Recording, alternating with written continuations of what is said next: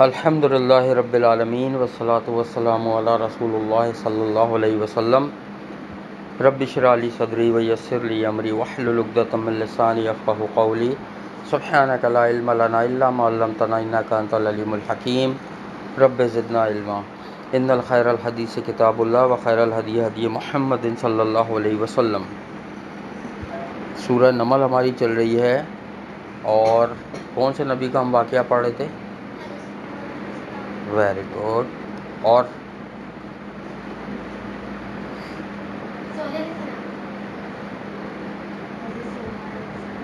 Very good جی بیٹا، کون سے نبی کا واقعہ پڑھ رہے تھے ہم؟ ویری گڈ، شاباش۔ ہاں بھائی، اور کون سے نبی کا واقعہ پڑھ رہے تھے ہم؟ اور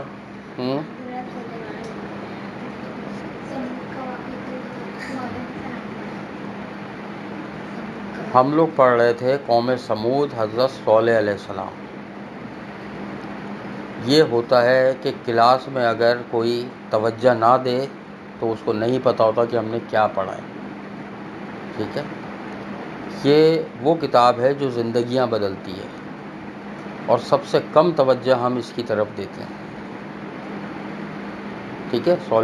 سلیمان علیہ السلام کا جو واقعہ ہے، قصہ ہے، وہ پورا مکمل ہو چکا ہے۔ قوم سمود ہمارا شروع ہوا تھا، ٹھیک ہے؟ میں ریوائز کروا دیتا ہوں۔ اللہ تعالیٰ نے فرمایا ہم نے قوم سمود کی طرف ان کے بھائی صالح کو بھیجا، اور یہ کہ تم عبادت کرو اللہ کی۔ پھر اس میں دو گروہ بن گئے، ایک مومن اور ایک کافر، جو باہم جھگڑتے تھے۔ صالح علیہ السلام نے کہا، اے میری قوم، کیوں تم جلدی کرتے ہو برائی یا عذاب طلب کرنے میں رحمت سے پہلے، اور کیوں نہیں تم مغفرت طلب کرتے اللہ سے تاکہ تم رحم کیے جاؤ؟ انہوں نے کیا کہا کہ ہم تو بدشگون جانتے ہیں، آپ کو نحوست آتی ہے، آپ کے اور آپ کے لوگوں کی وجہ سے ہمارے کاروباروں پہ، ہمارے گھروں پہ۔ بتاؤ، اللہ والے لوگوں کو کہہ رہے ہیں، اور آج بھی یہی حال ہے۔ جو خالص دین کی طرف اللہ کے بلا رہا ہوتا ہے، سب سے زیادہ لوگ اس سے چڑ رہے ہوتے ہیں۔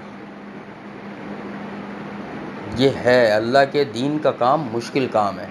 قیامت کی نشانیوں میں نے ایک نشانی یہ بتائی تھی کہ نبی صلی اللہ علیہ وسلم نے فرمایا کہ دین اسلام پر عمل کرنا اتنا مشکل ہو جائے گا، گویا کہ انگارہ ہاتھ میں پکڑنے کے برابر ہوگا۔ انگارہ مطلب جلتا ہوا، دہکتا ہوا کوئلہ، کہ جیسے وہ ہاتھ میں نہیں پکڑ سکتا آدمی، ایسے دین پر عمل کرنا مشکل ہو جائے گا۔ اور حقیقت ہے، آپ کو نمازی بہت نظر آئیں گے۔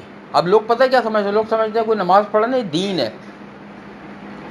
صرف نماز دین نہیں ہے، دین یہ ہے کہ حرام کاموں سے بچنا ہے، دین یہ ہے کہ آپ کو بیہودہ باتوں سے بچنا ہے، آپ کو غیبت سے بچنا ہے، آپ کو بہتان سے بچنا ہے، آپ کو چوری سے بچنا ہے، آپ کو دھوکے سے بچنا ہے، آپ کو جھوٹ سے بچنا ہے، آپ کو اخلاق اچھے کرنے ہیں، آپ کو رشتہ داری جوڑنی ہے، آپ کو سب کو پڑوسیوں سے اچھا سلوک کرنا ہے، آپ کو والدین کے حقوق دینے ہیں، بہن بھائیوں کے دینے ہیں، گھر والوں کے دینے ہیں، استادوں کے دینے ہیں، سب کے حقوق پورے ادا کرنے ہیں۔ اس کے ساتھ ساتھ زکوٰۃ، حج، قربانی، عمرہ، اپنا حلیہ، اپنا مال، اپنا گھر، ہر طریقے کو دین کے حساب سے لے کے چلنا ہے۔ وہ ہے پورا دین۔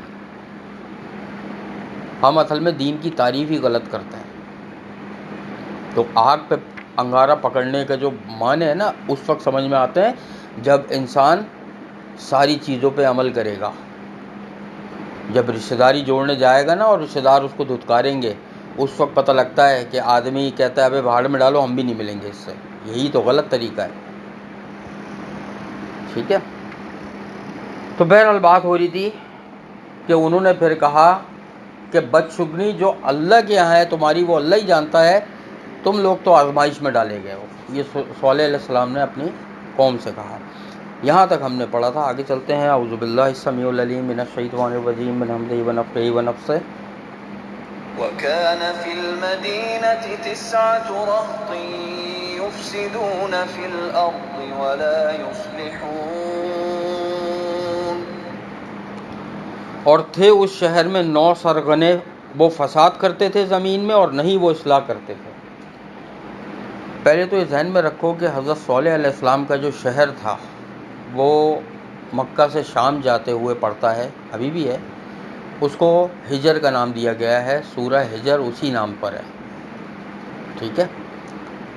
اور اس میں اللہ تعالیٰ فرما رہے ہیں کہ 9 سرغنے تھے، اصل بدماش 9 تھے جنہوں نے پورا شہر برباد کیا ہوا تھا، پوری قوم کو. اور اس میں ان 9 میں سے ایک وہ تھا جس نے اونٹنی کی کوچیں کاٹ دی تھی. یاد ہے میں نے واقعہ بتایا تھا کہ اونٹنی پہاڑ سے نکالی تھی معجزہ، اور اس کی کوچیں ٹانگیں کاٹ دی تھی تو وہ پہاڑ میں واپس چلی گئی تھی اللہ کے حکم سے. اس 9 میں سے ایک وہ تھا، اور باقی 8 تھے. ٹھیک ہے، تو یہ 9 بدماش تھے اصل میں جنہوں نے پوری قوم کو خراب کر کے رکھا ہوا تھا، اور لوگ انہی کے پیچھے چلتے تھے کیونکہ ان میں شاید طاقت ہوگی، پیسہ ہوگا، سردار تھے. ٹھیک ہے، تو یہاں اللہ نے وہ ذکر کیا ہے کہ وہ 9 جو سرگنے تھے اصل میں وہ فساد پھیلانے والے تھے اور اصلاح نہیں کرتے تھے وہ لوگوں کی. آگے چلتے ہیں. قالوا تقاسموا بالله لنبيتنه وأهله ثم لنقولن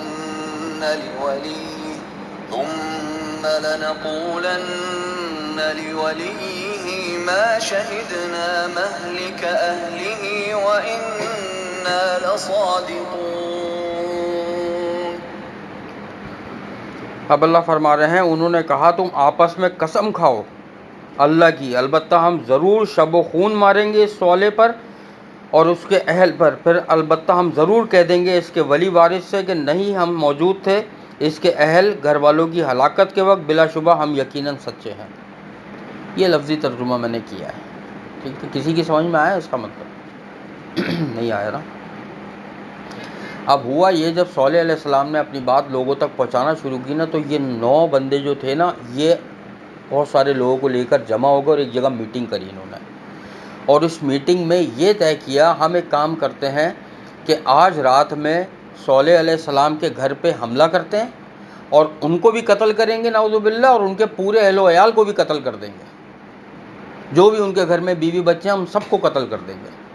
اور اس کے بعد جب ان کے وارث آئیں گے صبح میں، وارث کا مطلب چچا، پھپھی، خالہ، ماموں، رشتہ دار جو بھی ہوں گے، جب صبح ان تک خبر پہنچے گی وہ آئیں گے تو ہم خود رونے لگ جائیں گے کہ بھائی ہمیں نہیں پتہ کس نے قتل کیا، ہم خود ان کے ساتھ شامل ہو جائیں گے.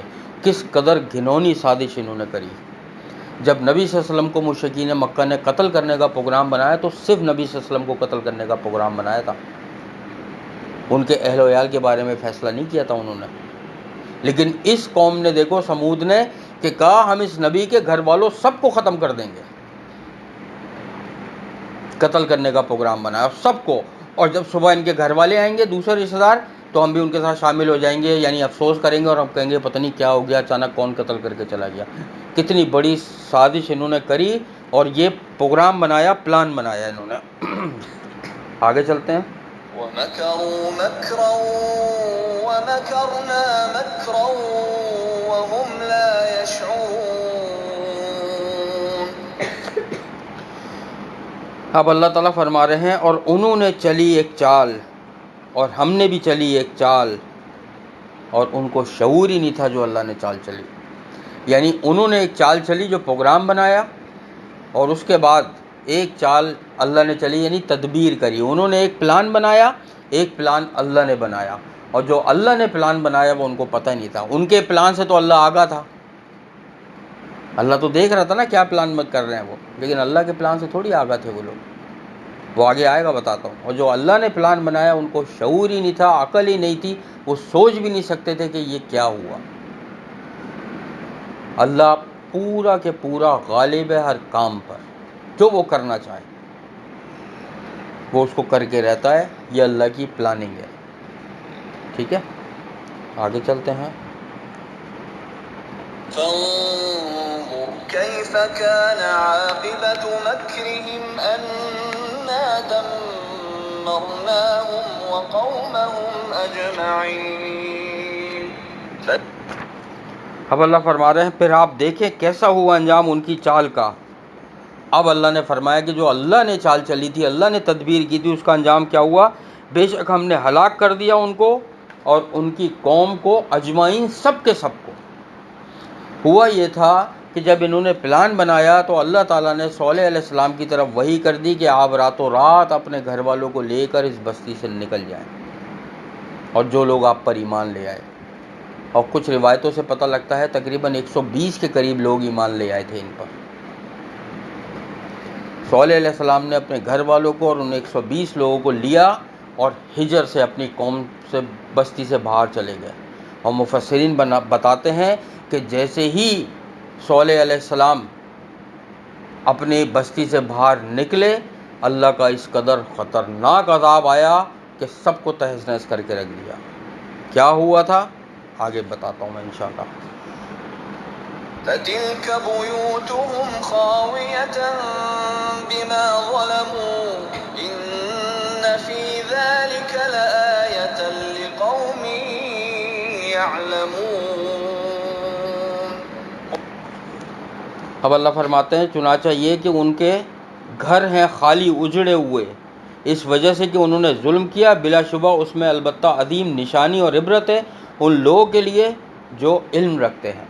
قوم سمود پر کیا عذاب آیا تھا پتہ ہے کسی کو؟ چیخ کا عذاب بھی آیا تھا اور زلزلہ آیا تھا، اور کڑک، جو بجلی کی کڑک ہوتی ہے نا، وہ بھی آئی تھی. وہ بھی آئی، چیخ بھی آئی ہے جس سے کان کے پردے پھٹے ان کے، ایک کڑک آئی جس سے آنکھیں اندھی ہو گئیں، اور زلزلہ آیا جس سے وہ سارے کے سارے رات میں زمین میں دھس گئے. صبح اوندھے منہ پڑے ہوئے تھے، وہ کسی کو ہوش نہیں تھا، ختم ہو چکے تھے. اور آج بھی لوگ جب ہجر کے مقام سے گزرتے ہیں تو ان کے خالی جو مکانات ہیں، کھنڈر پڑے ہوئے ہیں، وہ دیکھتے ہوئے جاتے ہیں. اور پتہ ہے اس کے بارے میں اللہ کے نبی صلی اللہ علیہ وسلم نے کیا فرمایا کہ جب کسی ایسی جگہ سے گزرو جہاں عذاب آیا ہوا ہو تو وہاں سے روتے ہوئے جلدی جلدی گزرو، کہیں ایسا نہیں ہو کہ وہ عذاب تمہیں بھی پکڑ لے. نبی صلی اللہ علیہ وسلم کسی ایسی جگہ سے گزرتے تھے، اگر کسی بستی پہ عذاب آیا ہوا ہوتا تھا تو نبی صلی اللہ علیہ وسلم اپنے چہرے مبارک پر سر کے اوپر چادر ڈالتے تھے اور روتے ہوئے استغفار کرتے ہوئے وہاں سے جاتے تھے. صحابہ کرام بتاتے ہیں. اور آج ہمارے یہاں دیکھو مونجے داڑو، ہڑپا، ٹھٹا، یہ جتنے بھی یہاں پہ نکلی ہیں پرانی، جو کیا بولتے ہیں اس کو، اینٹیک چیزیں، یعنی وہ جو گھر اور مٹی کے سارے ہزاروں سال پرانی قومیں تباہ ہوئیں، لوگ وہاں جا کے جو ہے سیلفیز بنا رہے ہوتے ہیں، موبائل میں گانے سن رہے ہوتے ہیں، وہاں پروگرام بنا رہے ہوتے ہیں تکہ پارٹی کا، بیچ میں بیٹھے ہوئے ان کے گھروں میں. یہ نبی صلی اللہ علیہ وسلم کا طریقہ نہیں تھا. اسی لیے میں کہتا ہوں کہ دین پر چلنا انگارہ ہاتھ میں پکڑنے کے برابر اس لیے ہوگا کہ ہمیں صحیح معنوں میں دین ہی نہیں پتہ کیا ہے.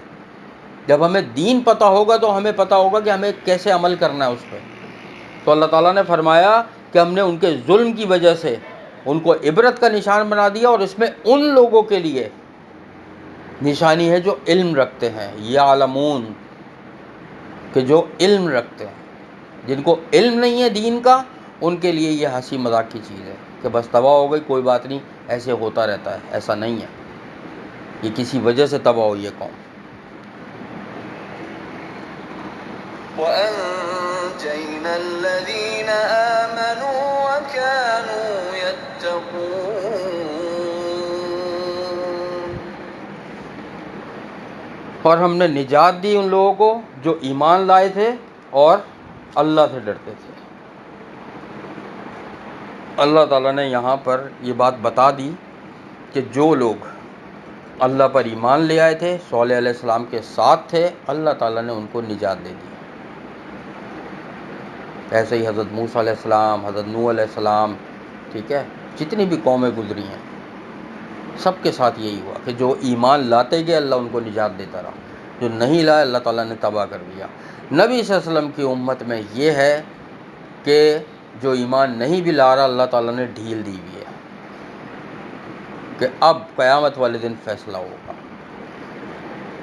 عذاب آتے ہیں مختلف جگہوں پر، کہیں زلزلے کا عذاب، کہیں بارش کا، کہیں طوفان کا، کہیں بیماری کا، وبا پھیل جاتی ہے.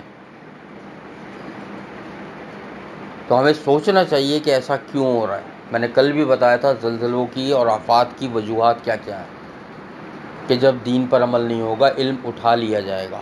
اور علم کیسے اٹھتا ہے کہ جب علماء کرام اٹھا لیے جائیں گے، کہ پیچھے علم کا ہی نہیں پتہ ہوگا. لوگ بے علم لوگوں کو اپنا حکمران بنائیں گے یا اپنا سردار بنائیں گے یا عالم کی سیٹ پر بٹھائیں گے، وہ خود بھی گمراہ ہوگا، لوگوں کو بھی گمراہ کرے گا. آج دیکھ لو کیا ہو رہا ہے مسجدوں میں، جو پیسہ جتنا اچھا کھلاؤ اتنا اچھا فتویٰ دے دیتے ہیں، اسٹیمپ لگا کے باقاعدہ دیتے ہیں. یہ دین مذاق ہے کیا؟ میں نے بتایا تھا کہ صحابہ کرام میں بھی اختلافات ہوا کرتے تھے، لیکن جب نبی صلی اللہ علیہ وسلم کی حدیث سامنے آیا کرتی تھی صحابی رجوع کر لیا کرتے تھے. اختلاف ہونا مسئلہ نہیں ہے. صحابہ کرام کا آپس میں ہوا اختلاف، صحابہ کرام اور تابعین کا ہوا ہے آپس میں اختلاف، تابعین کا اور تبع تابعین کا ہوا ہے آپس میں اختلاف، تبع تابعین کا اور محدثین کا ہوا ہے، محدثین اور محدثین کا ہوا ہے، علماء کرام کا علماء کرام سے ہوا ہے اختلاف. اب ایک مثال دیتا ہوں، جیسے امام ابن تیمیہ رحمۃ اللہ ہیں، بہترین عالم گزرے ہیں، جن کے شاگرد کون تھے پتہ ہے؟ امام ابن تیمیہ کے شاگرد.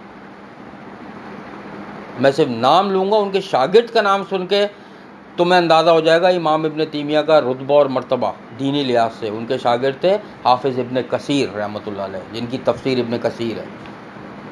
یہ ابن تیمیہ کے شاگرد تھے، تو سوچو استاد کا کیا حال ہوگا. لیکن امام ابن تیمیہ رحمۃ اللہ علیہ 20 رکعت تراویح کے قائل تھے. وہ کہتے تھے کہ تراویح 20 رکعت ہوتی ہے. ہم یہاں پر ان کی بات کو نہیں لیں گے، کیونکہ ہمارے سامنے واضح حدیث موجود ہے صحیح بخاری کی. اب لوگ کہیں کہ یار آپ کا عالم یہ کہتا ہے، تو ہم اس پر یہ کہتے ہیں بہت ساری احادیث بہت سارے لوگوں تک نہیں پہنچی ہیں. جیسے عبداللہ بن مسعود رضی اللہ تعالیٰ عنہ ہر ذی الحج میں وہ ایک مٹھی سے زیادہ اپنی داڑھی جو تھی وہ تراش لیا کرتے تھے.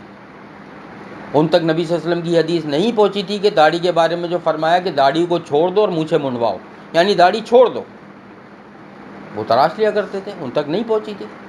تو بات ساری یہ ہوتی ہے کہ جب حدیث پہنچ جائے تو اس پر عمل نہ کیا جائے تو پھر وہ بندہ دین سے جو ہے نا حد سے بڑھنے والوں میں ہو جاتا ہے. تو ایسے بہت سے علماء کرام ہیں، ایسے بہت سے صحابہ ہیں، ایسے بہت سے تابعین ہیں، اختلاف ہوا ہے. لیکن اللہ نے جو بہترین نمونہ بنایا وہ نبی صلی اللہ علیہ وسلم کو بنایا ہے. بس نبی صلی اللہ علیہ وسلم سے جس نے اختلاف کیا، نبی کی حدیث آنے کے بعد، نبی کی سنت آنے کے بعد، نبی صلی اللہ علیہ وسلم کی بات آنے کے بعد کسی نے کہا کہ ہم اپنے اس عالم کی بات مانتے ہیں، تو وہ اپنا انجام سوچ لے کہ وہ کیا کر رہا ہے، کہ وہ کس کی بات کو جھٹلا رہا ہے. ایک دفعہ نبی صلی اللہ علیہ وسلم جوتوں میں نماز پڑھ رہے تھے، جماعت کرا رہے تھے جوتوں میں. نبی صلی اللہ علیہ وسلم امامت کر رہے تھے اور پیچھے صحابہ کرام جوتوں میں ہی جماعت سے کھڑے ہوئے تھے نماز میں. نماز جوتے پہن کے پڑھی جا سکتی ہے، ذہن میں رکھنا، یہ سنت سے صحیح حدیث سے ثابت ہے. ٹھیک ہے، جیسے جنازے کی نماز لوگ اکثر جوتے پہن کے پڑھتے ہیں. نبی صلی اللہ علیہ وسلم نے نیت باندھی ہوئی تھی، قیام کی حالت میں تھے غالباً. اللہ تعالیٰ نے جبریل علیہ السلام کو بھیجا، وحی کری. جبریل علیہ السلام نے نبی صلی اللہ علیہ وسلم کو فرمایا آپ اپنے جوتے اتار دیجئے، آپ کے جوتوں کے نیچے گندگی لگی ہے، گوبر لگا ہوا ہے، کسی جانور کا، گائے بکری کا، کسی کا. اور نماز میں تھے نبی صلی اللہ علیہ وسلم. نبی صلی اللہ علیہ وسلم نے نماز میں جوتے اتار دیے. بس جوتے اتارے، سائڈ میں کر دی، اپنی نماز جاری رکھی. جب سلام پھیر کر فارغ ہوئے اور پلٹ کر بیٹھتے ہیں نا، سلام پھیرنے کے بعد امام جو ہے وہ مقتدیوں کی طرف منہ کر کے بیٹھتا اور پھر ذکر و اذکار کرتا ہے، تو دیکھا سارے صحابہ کرام کے جوتے سائڈ پہ رکھے ہوئے تھے. نبی صلی اللہ علیہ وسلم نے کہا یہ کیا، یہ سارے جوتے تم لوگوں نے کیوں اتار دیے؟ صحابہ کرام نے فرمایا کہ ہمیں نہیں پتہ نبی صلی اللہ علیہ وسلم، ہم نے آپ کو یہ عمل کرتے ہوئے دیکھا، ہم نے کر لیا، بس جو آپ نے کیا وہی دین ہے. یہ ہوتی ہے پیروی.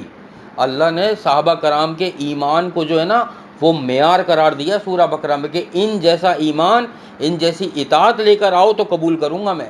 کہ نہیں پوچھا انہوں نے کہ کیوں اتار دیے نبی صلی اللہ علیہ وسلم نے، انہوں نے کہا آپ نے اتار دی، ہم نے بھی اتار دیے، ختم. بس ہمارے نبی نے کام کیا، ہم نے بھی کر دیا. ہمارے یہاں 36 باتیں نکال لی جاتی ہیں، چونکہ چنانچہ فلاں ڈھمکانا، ہمارا آباء و اجداد، ہمارے باپ دادا، ہماری والدہ، ہمارا خاندان، ہمارا جو ہے وہ رسم و رواج، اور ہمارے عالم اور فلانا پیر، فلاں امام، فلاں فقیر، یہ باتیں سامنے رکھ کے نبی صلی اللہ علیہ وسلم کی بات کو سائڈ پہ کر دیا جاتا ہے. اسی لیے کہتے ہیں کہ دین پر عمل کرنا جو ہے نا انگارہ پکڑنے کے برابر ہوگا. ایک آخری حدیث سنا کے اپنی بات کو مکمل کرتا ہوں کہ ایک بار نبی صلی اللہ علیہ وسلم نے صحابہ کرام سے فرمایا کہ ایک ایسا وقت آئے گا کہ جو دین پر عمل کرنے والا ہے نا اس کو 50 آدمیوں کے برابر ثواب ملے گا. یعنی قیامت کے قریب ایسا وقت آئے گا دین پر عمل کرنے والوں کو 50 آدمیوں کے برابر ثواب ملے گا. تو صحابہ کرام نے فرمایا کہ نبی صلی اللہ علیہ وسلم کیا ہمارے میں سے 50 آدمی یا ان کے میں سے؟ تو نبی صلی اللہ علیہ وسلم نے فرمایا تم میں سے اور کون، کہ اس وقت جو دین پر عمل کرے گا 50 صحابہ کے برابر ثواب ملے گا. اور ایک دفعہ نبی صلی اللہ علیہ وسلم نے فرمایا کہ مجھے اپنے بھائیوں سے ملنے کا بڑا شوق ہے۔ تو صحابہ کرام نے فرمایا کہ ہم ہیں نا آپ کے بھائی؟ نبی صلی اللہ علیہ وسلم نے فرمایا کہ تم لوگ تو میرے ساتھی ہو، میرے دوست ہو۔ میرے بھائی تو وہ ہیں جو میرے دنیا سے جانے کے بعد آئیں گے اور میری سنتوں پر عمل کر رہے ہوں گے، مجھے ان سے ملنے کا دل چاہتا ہے۔ سوچو، یہ ہم کیا شامل نہیں ہونا چاہتے اس میں؟ تھوڑی کوشش کرنی پڑے گی، تھوڑی محنت کرنی پڑے گی کہ ہمارے بارے میں تو نبی صلی اللہ علیہ وسلم اتنی اچھی باتیں کر کے گئے، اتنی اچھی خوشخبریاں سنا کر گئے، اور ہم کیا کر رہے ہیں؟ اللہ سے دعا ہے جو کچھ بھی پڑھا ہے اللہ تعالیٰ عمل کرنے کی توفیق عطا فرمائے، ہمارے تمام صغیرہ کبیرہ گناہوں کو معاف فرمائے، اور ہم سب کے گھروں میں بے حساب برکتیں عطا فرمائے، اور ہم سب کی تمام مشکلات، پریشانیوں اور بیماریوں کو اللہ تعالیٰ دور فرمائے۔ تمام گروپ ممبران اور ہم سب کی دعاؤں کو، عبادتوں کو اور ہر نیک عمل کو اللہ تعالیٰ اپنی بارگاہ میں قبول اور مقبول فرمائے۔ اور ہم اللہ تعالیٰ سے دعا کرتے ہیں جو بھی ہمارے کام رکے ہوئے ہیں، چاہے وہ آفس میں ہو، کاروبار میں ہو، وہ بہتری کے ساتھ اللہ تعالیٰ پایہ تکمیل تک پہنچا دے، اور ہمیں وہ چیز عطا کر دے جس کا ہم انتظار کر رہے ہیں، اور ہمارے تمام معاملات کو بہتر طریقے سے سنوار دے۔ اس میں جو بھی رکاوٹیں آ رہی ہیں اللہ تعالیٰ اپنی رحمت سے اس کو دور فرما دے۔ بے شک ایک چال وہ چلتے ہیں اور ایک تدبیر اللہ کرتا ہے، اللہ کی تدبیر سب سے مضبوط ہے۔ ہمیں اللہ ہی پہ بھروسہ رکھنا چاہیے اور اللہ ہی سے مدد طلب کرنی چاہیے۔ سبحانک اللہم و بحمدک، نشہد ان لا الہ الا انت، نستغفرک و نتوب الیک۔ السلام علیکم ورحمۃ اللہ وبرکاتہ۔